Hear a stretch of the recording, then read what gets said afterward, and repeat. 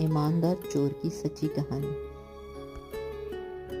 कहते हैं एक दिन एक चोर को रास्ते में एक बटुआ मिला जिसमें बहुत से पैसे रखे हुए थे। इस बटुए में कोई दुआ भी लिखी हुई थी और एक खाने में बटुए के मालिक का नाम और पता भी रखा हुआ था। चोर ने वो बटुआ साबत उसके मालिक के हवाले कर दिया। इस शख्स ने चोर से पूछा कि तुम आराम से ये पैसे रख सकते थे, वापस कैसे कर दिए?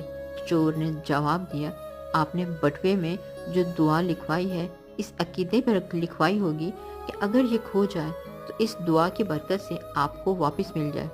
मैं चोर ज़रूर हूँ, लेकिन सिर्फ मालो दौलत का, किसी का अकीदा चोरी नहीं कर सकता।